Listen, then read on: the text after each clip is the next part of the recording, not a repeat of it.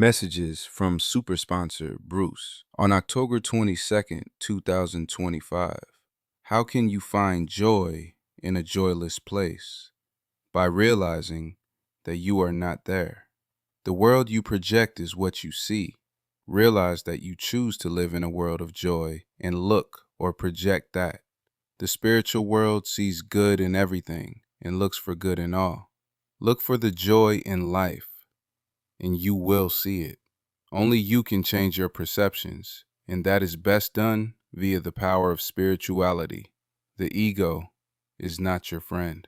If you were in jail, you could have joy by living in the spiritual world. So if you perceive a joyless situation, turn inward into the spiritual world and project love and peace. It starts inside, not outside. Your ego does not love you.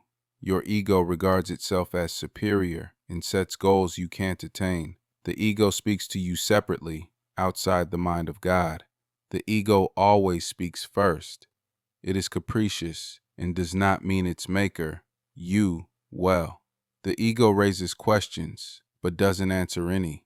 The ego asks the question, who are you? Top to top.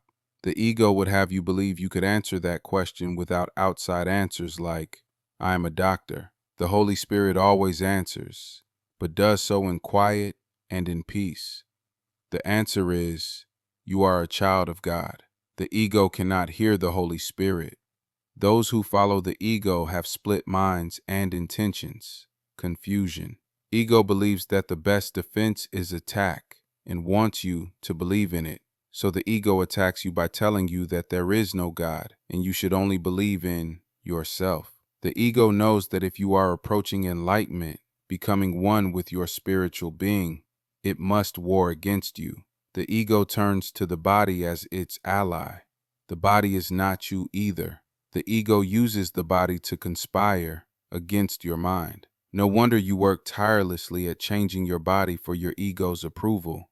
It is a distraction to make you think that your body is you and is your sense of worth. Why do we all have an ego? It is our vain attempt to put ourselves at the center of the world, which revolves around us. By doing so, it gives us the comfort of this illusion, which only leads to pain, lack of joy, and perception of death. Selfishness and self-centered are the ego's fuel to distract from love and connection with the spiritual world. I don't understand God, and I didn't understand the ego, but it is obvious that these forces do us ultimate good and ultimate harm. The source of ego is the external world, whereas the source of awareness is within, which is true in who we truly are. Don't attach to the ego. The ego creates all the mess and complications in our lives. To be in God's kingdom is merely to focus your full attention on it. Reality is yours because you are reality. If your mind is not following the ego, your right mind sees only brothers because it sees only in its own light. God has lit your mind himself and keeps your mind lit by his light because his light is what your mind is. This is totally beyond question. This is certainty. The certain are perfectly calm because they are not in doubt. Avoiding the ego, you are not in doubt. This God consciousness holds you in perfect serenity, knowing what you are. Truth is recognized in this state. Inspiration is constant. God's power must work through you to teach you he is in you.